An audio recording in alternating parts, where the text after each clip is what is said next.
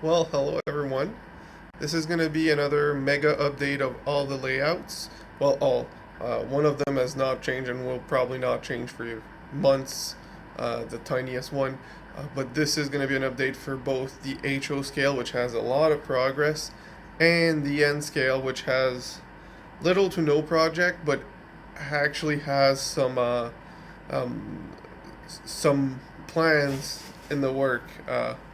Like I do have some plans, and I'm getting ready for some big changes on the N scale layout, hoping that it's gonna work well.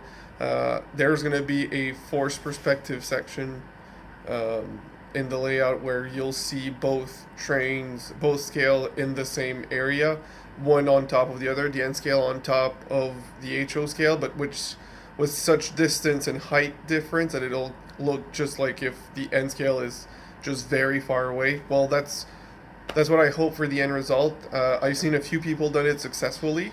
We'll see how that happens. So let's roll the intro and then let's go to the trains.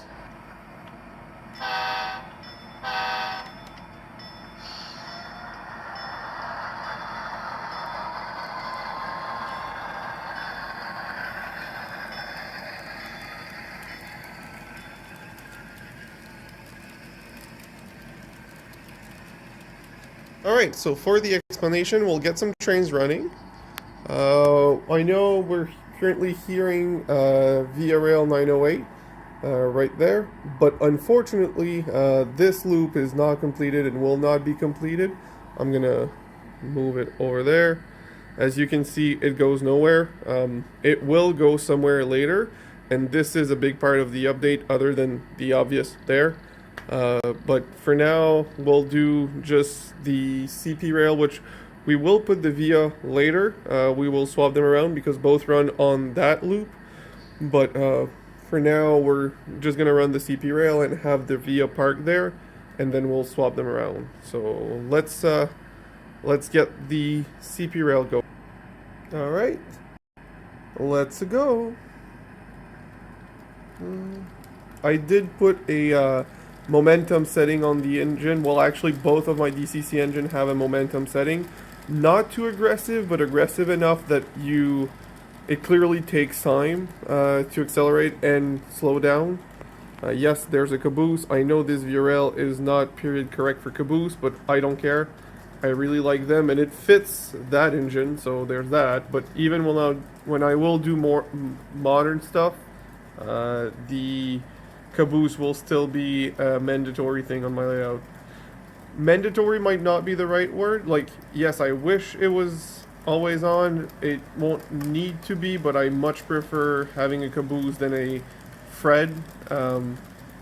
So, just let's just use caboose from now on this layout. So as you can see, I'm gonna move further back and make an overview of everything. So as you probably noticed, there's no slot car track anymore. There will be one very soon. It's just I wanted to clean everything to rebuild like the whole area before rebuilding. So because as my girlfriend told me before, a clean work area clears up the mind, or a clear and clean area makes a clean and clear idea, or what I'm not sure how to say this, like what's the expression, but I definitely understand what she means. Where it's much easier when it's cluttered, your ideas might be cluttered and might not be clear on what you're doing. This allows me to really have a clear idea on what I want to do. And so far, I don't have the entire idea, but at least it's easier to plan. So we'll get closer for the mountain and explain that point, and then we'll see over there. As you can see, there's more bench work done. We will see that a lot later. So let's start with over here, the northwest corner, I guess. Yeah, that could be the northwest corner. As you can see, there's some pieces of track. This is not just there just to put there. This is my planning phase. I'm missing some straight pieces to complete it, but that's the idea of where it's going to be a spur for an industry. It's going to connect to the Y right over there, which I think is going to make sense. Then if you go further down the line, right here. I started the process of making a mountain. Well, this small piece and this small piece is glued in. The bottom part is glued in there. The top and the side there, and the top are not glued in, and the top will never be glued in. It'll be a removable section. I have already ordered a building that goes here and above. It's gonna be a big main station that also needs more straights to complete the inside there. But it's gonna be a station that the train goes into, and to be able to fit more trains while it doesn't look like it's taking the entire layout, I'm gonna make it go into a mountain. So you can picture it's gonna be an L shape, one part here, and it goes above here, and then it goes over the trains. I just want a different look, a little bit like I guess Montreal's central train station has. The train goes into the city, like down. It's on a bridge before it goes into a building, then it becomes underground. That's the idea here, but in a different setting, in a different setup. I really wanted to make this corner a mountain or a tunnel, I guess. The whole corner is going to be a mountain, but the tracks are going to be into a tunnel for multiple reasons. One, I do like the effect that a tunnel does with the lights of the locomotive shining before it comes out and everything, but also because you'll see when we get back to the other side, it really breaks up the scenery and removes the effect of just going around, because yeah, this is just a loop, like the train goes around and comes back around right there, but this breaks up the train so you don't always see it, making it more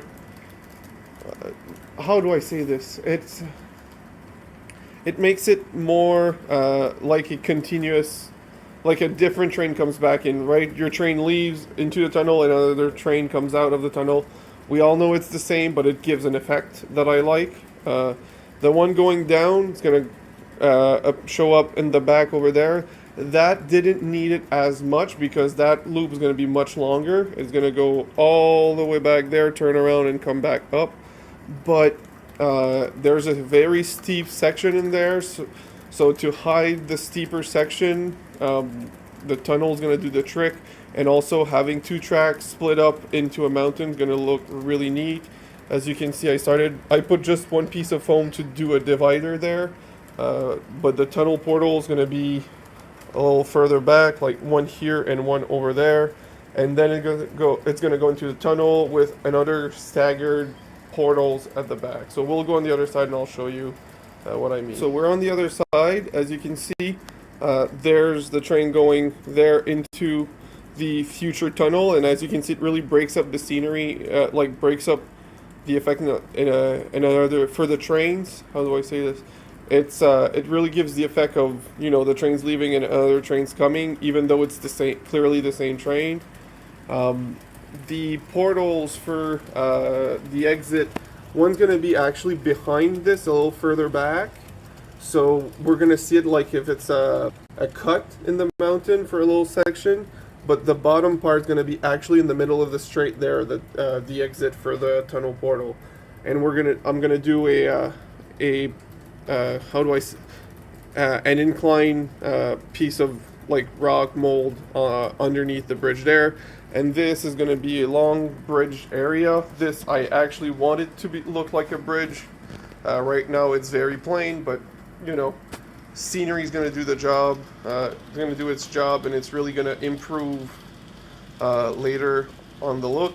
And you probably can see that there's a piece of easy track right at the bottom here, and also a piece of a turnout right there that isn't connected to anything. That's where it's going to return. That's where my train's going to return when it comes back. I wanted to have two options. There's going to be a curved turnout on the bridge here. Again, if you think of Montreal, there's a turnout on a bridge over the river, so that's a bit of the idea here. I'm going to make a turnout on a bridge here, and I think it's going to really add to it, and this is going to go over there and in the back and run all the way down, turn around there, come back, and at the bottom where there's going to be a yard here, going to kick out and go to the back of the train. Other things that I've done a way better platform for my controls. I've also added my two switches at the back there are controlled by this button here, and these three power on and off are for the inner loop. Since this is a hybrid DC DCC setup, I wanted to be able to turn off trains on the track there so I can park them while I run other trains around. So that was the point of these switches, and I tried to do some neat wiring where it goes into the layout as quickly as possible, I guess. So that's the idea there, and we're gonna take another step back and look over there. As you can see, this is a pretty long straight where the yard's gonna be. I think it's gonna look great, and then over there is gonna be a loop around, and that's gonna be another mountain, but that mountain is gonna be very big, like very big, and it's gonna go up to the next layer. This is gonna get cleared, completely cleared off, and that's where the N scale is gonna be for the force perspective. And I guess that brings us into the next part, the N scale update. This update is gonna be about this, which I like but not love. I love this area. This is great. This is my new engine, the blue little dot there. Everything else is the stuff that you know. This is going to get raised to about the line, the green and plywood colored line there, because that's equal, like the same level as that. And the idea here is that the train is going to come out of this section. Remember, this is going to be raised to about the line. Go there, run around, go to the back there, run around in the top of the mountain where above the HO scale stuff, and come back around. So I'm going to be running pretty long trains. Somewhere in there is going to be two loops to make sure I can run two trains at the same time, because this is all staying DC, no DCC for N scale. I have too much stuff that I would need to convert, and N scale decoders are a lot more finicky and harder to install, and you need to find the right one. You can't just drop in and solder some wire into N scale stuff. You really need to do proper research to get the proper decoder per locomotive. So instead of doing that, I'll just keep all DC and have a bunch of controls with switches and blocks and everything, and I'm perfectly fine with this. I love wiring blocks and stuff, and I'm gonna do some cleaner wiring than what's hanging over there. Don't worry about that. Alright, so for the N scale portion of the update, we have some new rolling stock, well actually a new locomotive, and also something that I've received a while back but never actually introduced on camera here. It's a building that was sent to me from Dave at ScotsRail. Really appreciative of this. So for the engine, this is an Atlas Master Silver Series GP38. The prototype of this engine is a GP38-3. This one, the box didn't mention it, but I don't know the difference enough to tell if it's a -3 or not. If you experts can actually tell me, I would love to know. But regardless if it is or not, I'll be very happy with the engine because I am, and it won't change my opinion. It comes with tons of details like a plow both front and back, and also ditch lights both front and back, and also lighting number boards both front and back. So as you saw, the headlights and tail light, both sides have working ditch lights, which I think looks very, very good. This engine is really awesome, very smooth runner. When it came in, the trucks were a little tight, but breaking it in fixed the issue, so, you know, can't complain. So that was a happy ending for that one. Also, I did something today, which is add a load a wood chip load for this wood chip car. I thought it was pretty neat looking. It's just styrofoam base with some sawdust on top of it that I glued there. So that is finishing drying, but I'm very happy with the results. We will look at my locomotive running around for a little bit, then we'll show you the box for the building.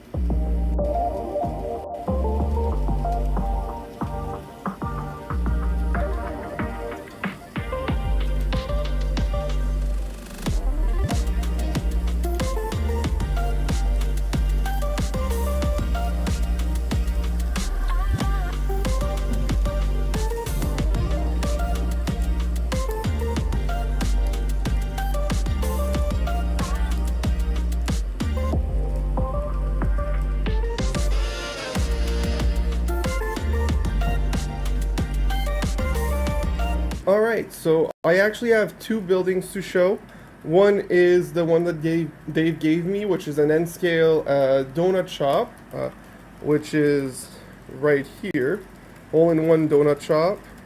Very happy about that. Very glad that Dave sent it to me. I can't wait to have this on my layout. It's gonna look really, really good.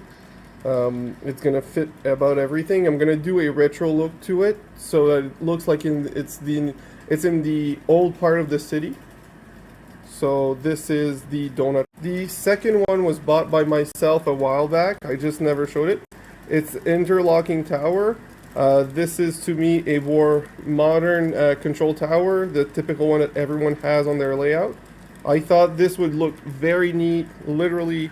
Right here, that's an HO scale one, where there's a lot of turnouts near the yard that goes into the passenger station, and also over there the turnout that goes into the bridge. This is technically my runaround track, so if you add up all of this and we put this right here as a the box is for placement, but as a control tower that verifies everything, I think it's really gonna add to the look of the area. So that's the plan. It might have a new home later when I have more track complete, but for now that's where it's gonna live. Once I've built it, that's where it's gonna live, is right here. So I hope this makes sense, or maybe here. Either way, probably this side because it's closer to the other turnouts, but could be anywhere, honestly, but around this area. So lastly, we're gonna do the exchange that I like to do. What I do to change swap the track. So we're gonna do a little bit of an operating session, but not really. So we're gonna call VRail 908, and we're gonna go in reverse, and we're gonna back up to the hill over there, and that is going to be where the train is going to park for the exchange. In the meantime, the other one, 4030, which is the F7 pair, is going to swap at this crossover when that one has cleared the curve. So I just think that this is a neat and fun way to do some switching while I can actually, use two trains at the same time, which is the whole point of DCC, I believe, and still have fun on my current layout. It's still in construction. It's fun, but it's very much in construction in the beginning stage. So I don't want to jinx anything or not enjoy my trains until it's fully complete. I want to be able to enjoy it now, so that's why I'm doing this. I'm doing it this way. So let's back it up down the hill, and then once this has passed, we will flip the turnouts here so that the crossover is ready, because there's already enough space in the curve over there. Alright, so it went through this. So we will send the rail a little further down. Alright. We'll flip the switch. Move your rail forward. And oh, shoot. Alright, so after a quick reset, let's see this going. Let's get 4030 out of the way so that I can send via 908 into the yard. So as you can see, it's taking the crossover. Not the yard, but into the inner loop. Let's move forward. And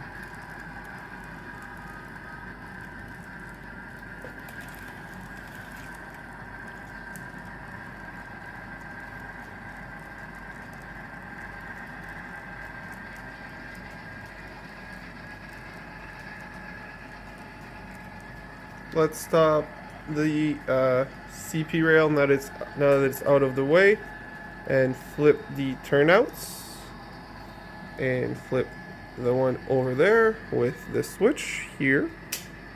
And now CP rail is sparked on the outside loop. This one I cannot send down the hill because there's too much weight behind it, so it's gonna stay parked up there, but we can run the V rail for a lap or two around the inner circle or the inner loop. I think I'm gonna call it the inner circle just because it has, you know, double meaning, and I think it's funny. Let's give it actually a bit more speed.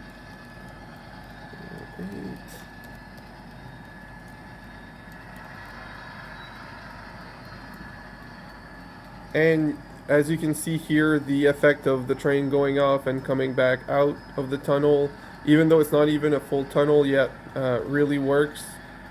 And Via Rail, even though it's only a 4-car passenger train, it's still a pretty long train, and it really looks good. So it takes a lot of space on the layout in a good way.